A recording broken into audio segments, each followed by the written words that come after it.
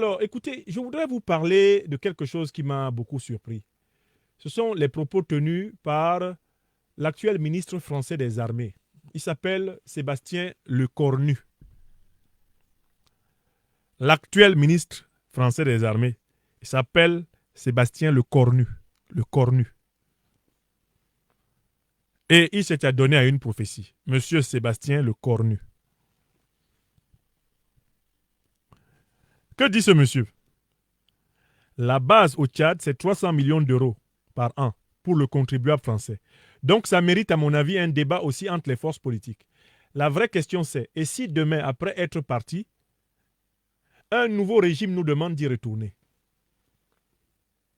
Si un nouveau régime nous demande d'y retourner, qu'est-ce qu'il faudra faire? Je recommence. Citation. La base au Tchad, c'est 300 millions d'euros par an pour le contribuable français. Donc ça mérite, à mon avis, un débat aussi entre les forces politiques. La vraie question, c'est, et si demain, après être parti, un nouveau régime nous demande d'y retourner, qu'est-ce qu'il faudra faire? Analysons cette déclaration de monsieur Lecornu. La base au Tchad, c'est 300 millions d'euros par an. La question, c'est, mais à quoi dépense-t-il ces 300 millions d'euros par an au Tchad? Puisque l'armée française ne participe pas aux opérations de lutte antiterroriste. Le président tchadien nous l'a révélé publiquement. C'est l'une des raisons pour lesquelles il a rompu l'accord de coopération militaire. L'armée française ne participe pas activement aux côtés de l'armée tchadienne à la lutte antiterroriste. Alors, à quoi dépense-t-elle ces 300 millions d'euros dont nous parle M. Lecornu? Bon, l'armée française ne construit pas des routes, des hôpitaux, des universités, des lycées, tout ça là au Tchad. Le bilan de ce point de vue est pratiquement nul. La question, c'est à quoi servent les 300 millions d'euros là dont parle M. Lecornu? Est-ce que cet argent existe? À qui profite-t-il? Bon, l'armée française, qu'est-ce qu'elle a fait donc au Tchad? Est-ce qu'elle a offert à l'armée tchadienne du matériel militaire dernier cri? Je ne sais pas, offert au Tchad des chars, des hélicoptères, des drones. Est-ce qu'elle a offert, dans le budget de 300 millions, est-ce qu'elle a enlevé 50 ou 100 millions pour donner ça au Tchad? Je ne comprends pas. Ils disent, la base au Tchad, c'est 300 millions d'euros par an pour le contribuable français. Mais la question, c'est, pour quel service rendu au contribuable français? Puisque le Tchad, qui est le pays qui hébergeait les militaires français, dit que ces militaires ne travaillaient pas avec lui, ni pour lui. Le président Mahamat Idriss Déby Itno a utilisé la formulation « c'est une présence obsolète ». Je rappelle que obsolète veut dire qui ne sert plus à rien. Une présence inutile. Une présence qui est complètement injustifiée, superfétatoire, superficielle. Mais comment on a pu dépenser 300 millions d'euros par an dans une présence jugée obsolète par ceux qui devaient en être les bénéficiaires? Sur ce point, j'appelle l'Assemblée nationale française à ouvrir une enquête sur l'usage qui a été fait des soi-disant 300 millions d'euros par an du contribuable français au Tchad. Je crois qu'il faut qu'on sache qui a profité de cet argent, puisque le Tchad nous a officiellement informé,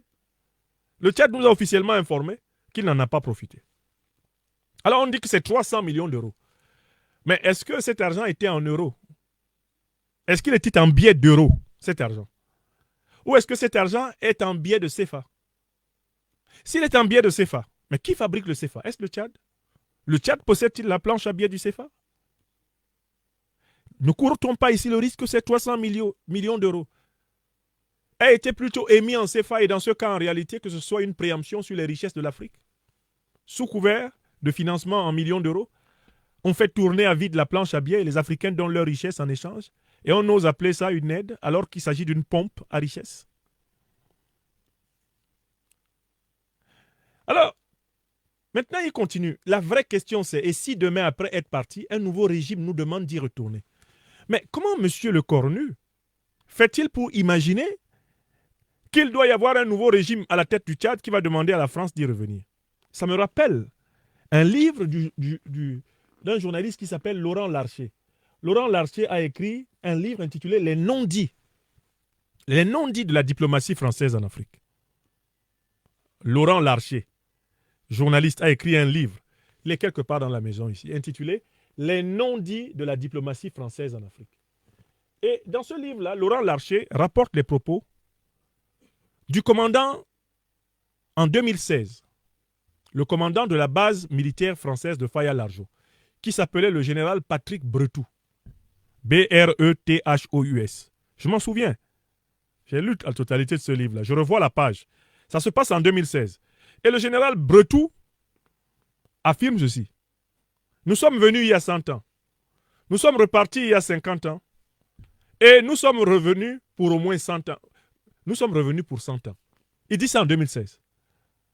Nous sommes venus il y a 100 ans. Nous sommes repartis il y a 50 ans. Et maintenant, nous sommes revenus pour au moins 100 ans. Voilà à peu près les propos du commandant, le général français commandant la base française de Faya-Largeau autour de 2016, commandant de Barkhane. Les propos de M. Lecornu, mis bout à bout avec les propos du général Patrice Bretou, prouvent très clairement ce que l'Afrique des libertés vous a toujours dit, à savoir que l'oligarchie politique française n'envisage pas de retirer vraiment ses militaires d'Afrique. Elle veut tout faire pour les y maintenir. Si ce n'est pas sous forme officielle, du moins sous forme officieuse. Si ce n'est pas en uniforme, eh bien visible, du moins sous forme d'un mercenariat invisible, camouflé. Mieux, les propos de M. Lecornu enseignent aux Africains qui les lisent bien que la puissance française envisagerait d'être derrière de nouveaux coups d'État dans des pays où il y a des régimes qui ont pris des décisions incompatibles avec ses intérêts. Dans tous les pays où, par exemple, il a été demandé à l'armée française de se retirer, eh bien, M.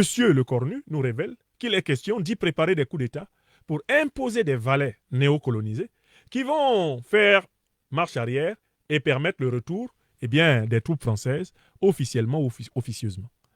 Vous voyez?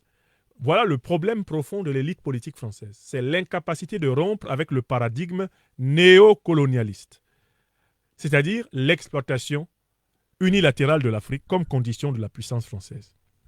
Les aveux du ministre Lecornu sont l'expression d'une véritable défaite intellectuelle de l'élite politique française, incapable de concevoir une puissance française sans l'exploitation éhontée de l'Afrique. Or, il y a quelqu'un qui a déjà dit à M. Lecornu et à tous ceux qui ne veulent pas entendre ce qui va se passer si on continue de vouloir exploiter tous azimuts l'Afrique.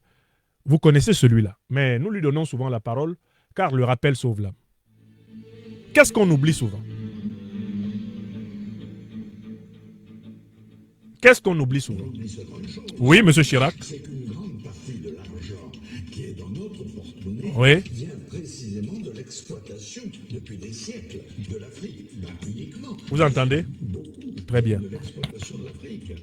Alors, il faut avoir un petit peu de bon sens. Voilà. Je ne dis pas de générosité. Oui. De bon sens. Oui. De justice. Oui. Pour rendre aux Africains, je dirais, ce qu'on leur a pris, d'autant que c'est nécessaire si l'on veut éviter les pires convulsions ou difficultés avec les conséquences politiques que ça comporte dans le proche avenir. Donc, à la fin de son raisonnement, Jacques Chirac, 2 fois élu président de la République française, dit qu'il faut rendre aux Africains ce qu'on leur a pris. Donc, en fait, les dirigeants français actuels devraient penser à rassembler déjà toutes les réserves de change qu'ils n'ont pas encore rendues aux Africains et les rendre. Ils devraient penser à rassembler toutes les réserves d'or qu'ils n'ont pas encore rendues et les rendre. Ils devraient penser à rassembler toutes les œuvres d'art qu'ils n'ont pas encore rendues et les rendre, avec les bénéfices qu'ils ont fait avec. Ils devraient penser à ouvrir tous les procès des crimes de guerre, des crimes contre l'humanité qui n'ont pas été jugés et qui n'ont pas été condamnés et qui n'ont pas été réparés. Il faut qu'ils engagent et ouvrent le chantier des réparations. Des dirigeants avisés qui voudraient aplanir l'horizon des relations franco-africaines devraient se mettre sur ces chantiers-là. Chantier du jugement des crimes de guerre, des crimes contre l'humanité, des réparations. Chantier des restitutions, restitution de réserves financières, restitution de réserves symboliques, artistiques, restitution de tout ce qui appartient de droit à l'Afrique depuis plusieurs millénaires et qui fait la fortune indue de plusieurs sociétés ici en France et en Europe. tout cela, une élite qui voudrait aplanir l'horizon avec l'Afrique devrait anticiper là-dessus. Monsieur Le Cornu, et il est le ministre du président Macron, ne fait surtout pas, sans doute pas partie de ceux qui voient les convulsions dans lesquelles se trouve aujourd'hui la relation franco-africaine. C'est une relation qui est dans les convulsions. Mais Jacques Chirac a utilisé un adjectif qualificatif pour décrire les convulsions qui arrivent. Il a dit des pires convulsions. Il dit bien les pires. Pires. Et je dis que le pire n'est pas encore arrivé. Il est à venir.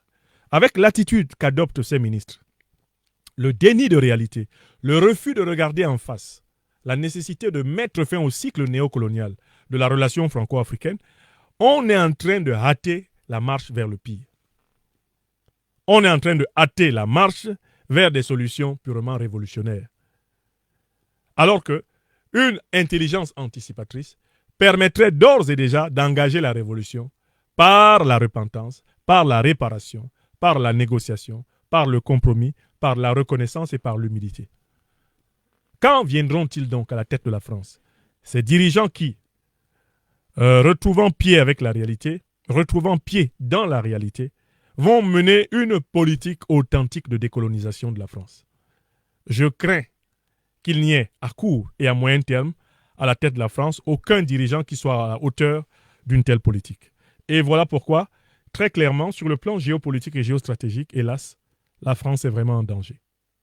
La première chose, abonnez-vous à cette page, cliquez sur le bouton s'abonner qui s'affiche juste en bas. Et la deuxième chose, cliquez sur la cloche de notification pour ne rater aucune des vidéos que je publie ici très régulièrement.